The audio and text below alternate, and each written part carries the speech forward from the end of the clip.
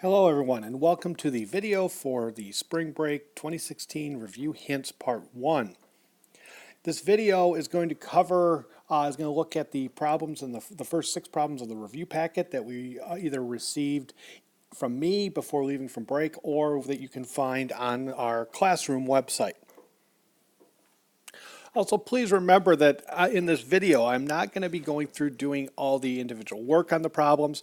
I will just be pointing out some of the things that I notice in the problem that will hopefully help you to understand what they're asking for you to do and lead you in the direction so you can get the correct answer to those problems and be ready to hand this in at the beginning of a class on the Wednesday after break. Let's get started with the first problem in the packet. This one deals with the temperature of water in a tub, where that temperature, you're told, is modeled at a time t, is modeled by a strictly increasing twice differentiable function where W is measured in degrees Fahrenheit and T is measured in minutes. Time t equals 0, the temperature of the water is 55 degrees. The water is heated for 30 minutes beginning at t equals 0. Values for W of t at selected times t for the first 20 minutes are given at the table above. Now, a couple things you want to notice right away. First up, they talk about this being a strictly increasing function. It's twice differentiable, so that just tells you the first and second derivatives do exist. And it does tell you how the units that you're going to be working with on this. Okay, now the first problem in this the other thing to remember, this one is set up like the current testing pattern. The first 2 questions are ones with the calculator available to you. The last 4 you will not be able to use a calculator. So one of the things you're going to want to make sure to do on these first 2 is make sure you go through and identify anything that you need the calculator for and get that one taken care of first or early on. Make sure you get those done. Okay. Now on this one right here, when I go through and look at these, Part A, I'm looking at that. That is something that you should be familiar with. They want you to show an estimate for W prime of 12. This is something that you've seen this before. You're going to have to go through, look at the data. You are trying to estimate what that slope would be. It is really looking at an average rate of change between 2 points. In letter B, notice here we want the integral of W prime of t dt. Well, the integral of W prime is going to be W. So W is going to be the antiderivative. You got to watch out for that on these. This is another common problem that you're going to see on there is you've got to be aware of what they're giving you and how that relates to the data up above. Okay, so you're going to have to go through. I've told you that the antiderivative of W prime is W, and really what you're doing then is the fundamental theorem of calculus. For Part C, Part C is an interesting problem because, again, we have seen this. They tell us here to use a left-hand Riemann sum with the 4 subintervals indicated in the data to approximate 1 over 20 times the integral from 0 to 20 of W of t dt. But the other part they ask is they want you to determine if this approximation, is an overestimate or underestimate of the average temperature of water those 20 minutes. And then you have to explain your reasoning. Now, in terms of these problems here, every one of these problems was worth 2 points except for Part C. Part C is worth 3 points on this one. So you're going to have to go through, get the left-hand Riemann sum, and get what happens when you divide by the 20. And so you get the units, identify what the units are, what that means. And then think about whether in terms of an overestimate or underestimate, that's where the strictly increasing. Keep that in mind when you're making your determination on that in terms of this a overestimate or an underestimate of that of the actual value of that definite integral. And then the last part, they tell you that for 20 to 25, remember this is supposed to be you're heating the water for 30 minutes. Well, we've only gone up to 20 minutes here. They haven't given you anything for 25 or up through 30. So here for 20 to 25, we know that the water temperature, the first derivative is going to be given by W prime of t equals 0.4 times the square root of t cosine of 0.06 t. Now, they want you to base on your model. They want you to go and they want you to determine the temperature at 25 degrees. Okay, now what you got to keep in mind, what that is going to involve, how this comes into play with that, and it really comes up here. How you deal with part D is going to be what you end up doing with part B up here, especially when you interpret the meaning of that definite integral in part B. So be aware of those as you go through with that. Now, in terms of this particular problem, remember this is a calculator problem. Honestly, in terms of this particular problem, I really don't believe you need a calculator for A, B, or C. Those can be definitely done without a calculator, but for part D, you will need a calculator to deal with this function right here.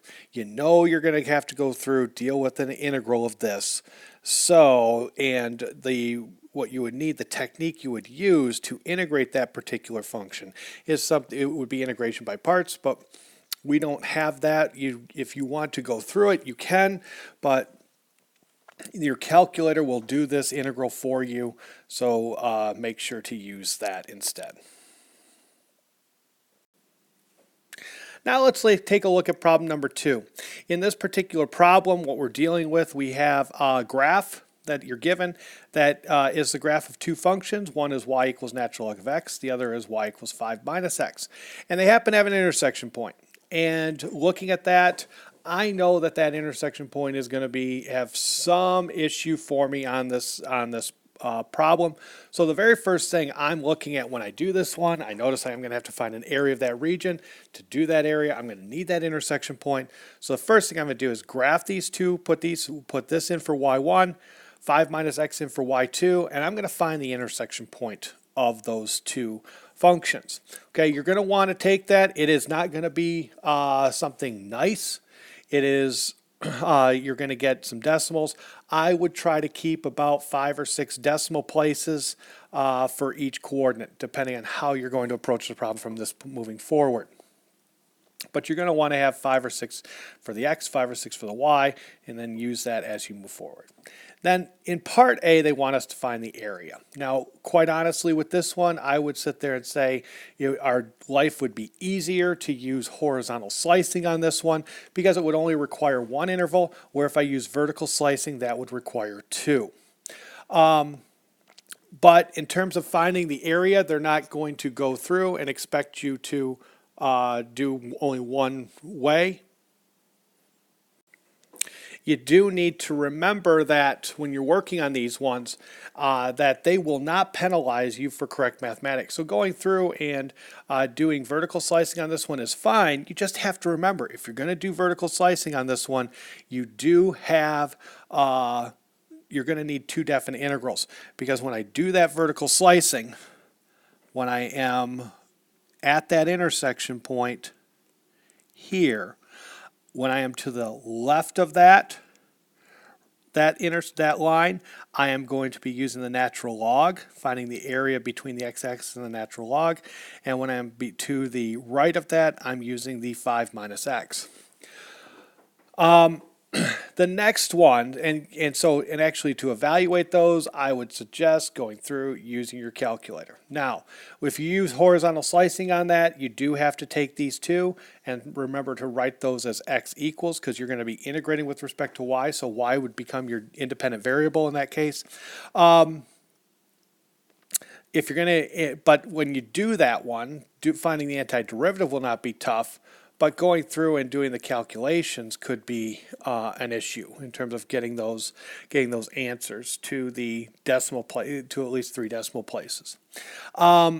if you are doing this with vertical slicing, you are definitely going to need to use your calculator, because you won't have the tools necessary to do the integration of the integral involving that natural log. So part A of problem 2 is definitely a calculator problem, and also going through and finding that intersection point. Part B on this one, the region of the basis is perpendicular, where the cross sections are perpendicular to the x-axis, is a square. Now, the fact that your cross sections are perpendicular to the x-axis, that is telling you you're going to integrate with respect to x. So, and then we have to use, we're integrating an area formula. The area of a square is s squared. So write but do not evaluate an expression involving one or more integrals that gives the volume of this solid. Well, in this case, because we know we're going to have to integrate with respect to x on this one, I am going to need two integrals. And remember that you're integrating, you're trying to find a volume, so you're integrating an area formula. The area of a square is s squared. The height of the length of a side of the square is just going to be the length of one of those slices. So use that in terms of finishing that problem up. And then part C on this one, the horizontal line y equals k divides r into regions of equal areas. Well, in this case right here, you really have two approaches. One, it's going to be, you're taking a horizontal line. That horizontal line is going to divide it. So you're going to really need to go and do an integral, in this case, with respect to y. So you're going to have to go through and write each one of these equations up here, the natural log and the 5 minus x. You're going to have to write those as x equals. But it's going to be then an integral from 0 to k of something with respect to y. Now you got two things it can be equal to. Option 1 would be another definite integral. And that definite integral would be the integral from k to whatever the y coordinate, and we'll call that in this case y1, whatever the y coordinate is, and again with respect to y. Or another option would be that we just go through. Remember, we already calculated what the area of that region is, and we know we're cutting that region in half, so you're going to take 1/2 times your answer from part A. And that could also be set up. Now again, you're only setting up only setting up this thing that can actually answer it. You are not being asked to evaluate that and find that particular number. Here's another one that we talked about as we were working through the 2013 exam in class. And it's very similar to that. You've got a graph here. Notice this is the graph of f here, and you have the linear pieces. You have a semicircle and another linear piece here. And then they tell us that g of x is equal to the integral from 1 to x of f of t dt. Now, that right now should tell you that there's going to be a lot of stuff you're going to have to do with this. And because you're going to be going through, you're probably going to be asked to evaluate the function. In fact, this is what they're asking for right at the beginning. And you'll notice the second part deals with the derivative and the second derivative. So those are coming into play. So be aware of that as you're working on these. You got to remember what that relationship is between g and f. So to start out with, we want to find the values of g of 2 and g of negative 2. G of 2 is going to be the integral from 1 to 2 of f of t dt. So you have to evaluate that integral, and g of negative 2 is going to be the integral from 1 to negative 2 of f of t dt. So remember, we're going from 1 to negative 2 right there. So think about in terms of what that means in terms of the values that you're going to be working with. And then in part B, for each of g prime of negative 3 and g double prime of negative 3, find the value or state that it does not exist. Sorry about that. What you're going to have to do here is remember this is where that fundamental theorem of calculus, that derivative formula of an integral goes. You got to take this expression here. You're going to have to find g prime and g double prime. And think about what that means for these particular problems. Also, in terms of these things, when you're working here for the first derivative is not too bad. The second derivative, you have the information to go through and calculate. There's enough information for you to go through and answer these questions without any hesitation. Okay. First up, g prime of -3, g double prime of -3. They do both exist on this one. Okay. They do both exist. You have to find what they are. For part C, find the x-coordinate of each point on the graph of G that has a horizontal tangent line. For each of these points, determine whether G has a relative minimum, relative max, or neither. Now, the thing to remember here, G is going to have a horizontal tangent line when its slope is equal to 0. Okay? Keep in mind what that says. Its slope must be equal to 0. And so use the information, use your graph to determine when G is going to have a slope equal to 0. Also, in terms of determining relative max or relative min, think about what that means. Okay, relative maxes occur when a function goes from increasing to decreasing, and a relative min occurs when it goes from decreasing to increasing. For part D, it's going to be working with the second derivative of G. Okay, and they want you to determine when the graph of G is going to have a point of inflection. Now, what you have to remember there, points of inflection are going to occur when that second derivative is 0 or undefined, and also you have to keep in mind that what happens with that, it's going to happen when there is a change in concavity. So it goes from concave up to concave down, or concave down to concave up. So you have to go through and think about how G double prime is related to the graph of F here, and then in terms of that relation, use that relation to determine whether or not the function is concave up or concave down, or if it does, where that second derivative would be 0 or undefined. Now we get to problem number 4. In this case, we're dealing with a function f of x is the square root of x squared minus 25. Please avoid the temptation to simplify that square root, because we cannot do it. And this is true for x going from -5 to 5, which would actually be the total domain of f. Now, the first thing I want you to do is find f prime of x. Please remember, I would go through, take f of x and write it in its exponential notation. Remember, the square root would be x to the 1/2. So I would say, in this case, f of x is equal to 25 minus x squared to the 1/2 power. And then at this point, go and take the derivative there. Remember, also the chain rule comes into play there. Next thing they want you to do is write the equation of the line tangent to the graph of f at x equals -3.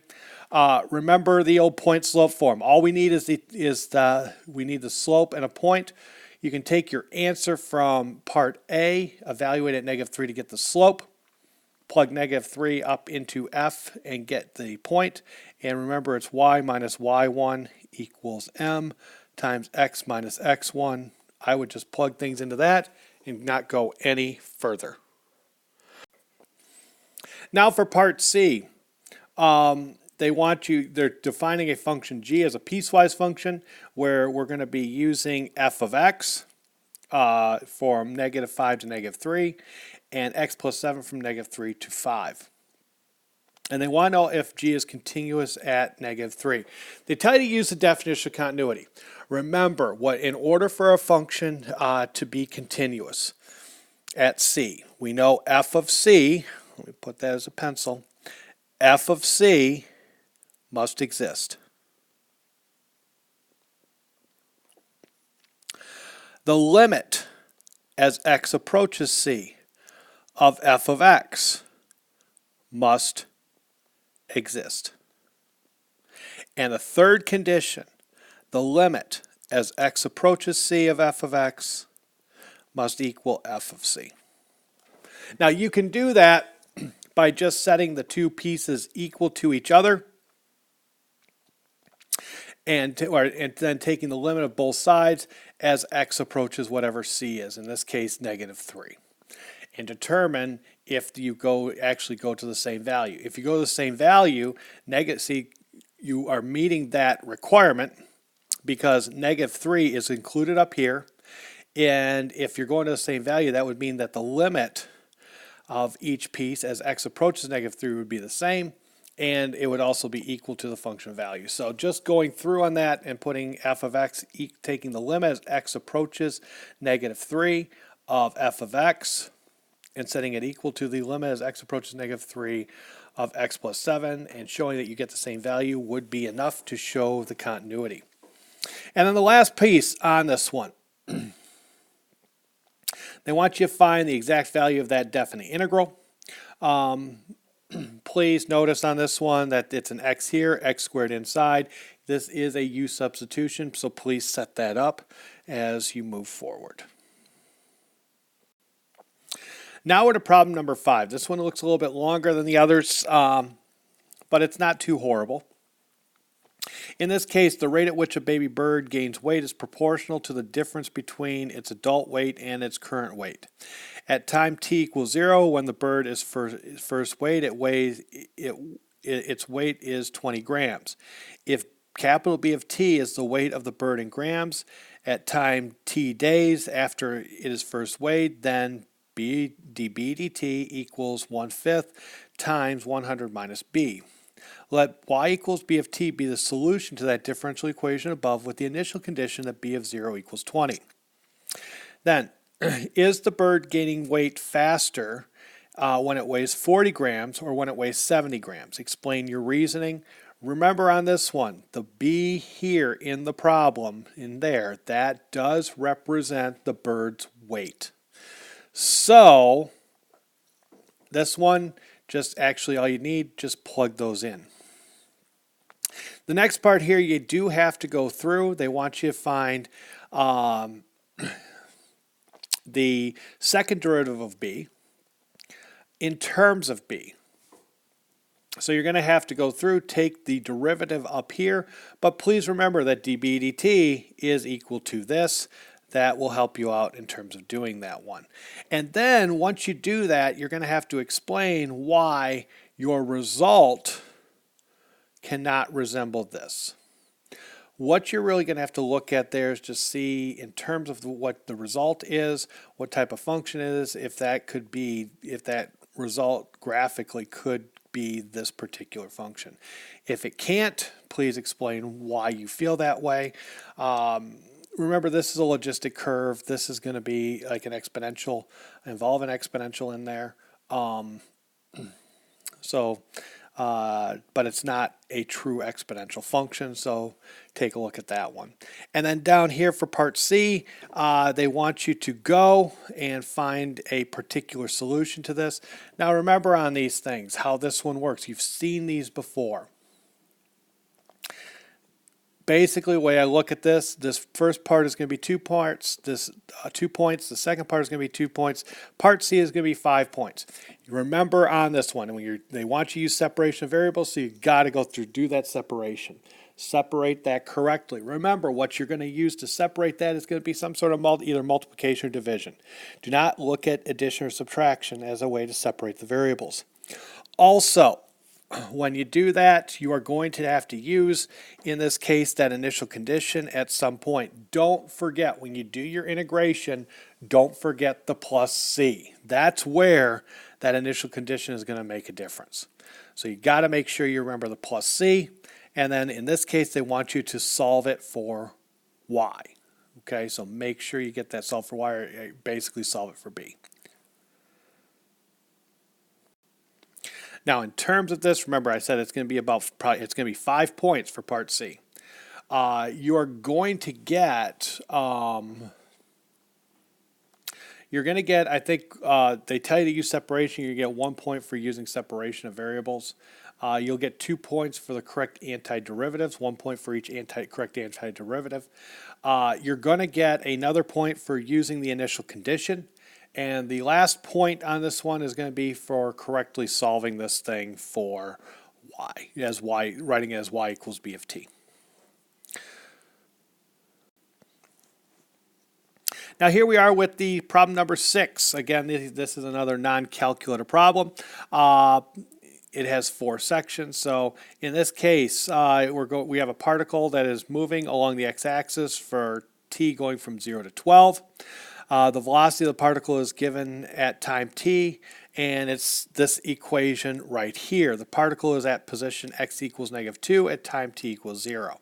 Here is your initial condition. Remember on this one, the x-coordinate is your dependent variable, time is your independent variable. Now, the first thing you have here for 0 to 12, when is the particle moving to the left? You're going to be moving to the, remember that the thing about velocity shows position and it shows speed and direction. So, if I want to determine when it's to the left, that is going to be when my velocity function itself is less than 0. So here I'm looking for v of t less than 0 in part A. So here you're going to need to know your unit circle. That's going to be key. You're going to have to determine when is a cosine function, when is it negative, and that will help us determine when this thing is moving to the left. Write but do not evaluate. For part B, write but do not evaluate an integral expression that gives the total distance traveled by the particle. Now remember, there's a difference between distance and displacement. Displacement is the net change you've had from the beginning to the end. Okay? So what could happen here on this? I could have a particle that starts right here and it moves like in this direction, and then it's going to come back here and do this, and then it's going to stop right there. Okay, now in terms of this, for the displacement, my displacement is just going to be the difference or the distance between our starting point and ending point. So that part right there, the length of that segment represents the displacement.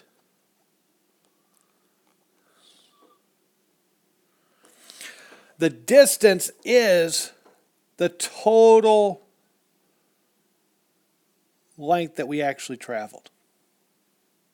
That whole length right there, what I just ran with the pointer right here. All that distance right there, that's all going to be the distance that we went. The displacement is just going to be the difference between my starting point and ending point. So what you have to find that displacement, the displacement is just going to be the integral of v of t dt. From, in this case, it's from 0 to 6. That's going to be the displacement. You need to think about how I can modify this to go and get that distance. The next one, find the acceleration of the particle. For part C, we're finding the acceleration of the particle at time t. Is the speed of the particle increasing, decreasing, or neither at time t equals 4? Okay, remember on this one, two things. Acceleration is the derivative there, so you can take the derivative. But in terms of the speed increasing, decreasing, or neither, what has to happen on that one? In order for the speed to be increasing, remember, because velocity and acceleration give you a direction, if those two forces are working in the same direction, it will cause the speed to go faster, the object to be speeding up. If the velocity and acceleration have opposite signs, that's going to cause the object to slow down. So really what you have to do on this, you have to look at what happens when you plug 4 into the velocity function and the acceleration function and determine if they are both positive or both negative. If they are both positive or both negative, then you know the object is speeding up. If one is positive and the other is negative, then we know it's slowing down. Okay? If they are 0, then that would be neither. Find the position of the particle at time t equals 4.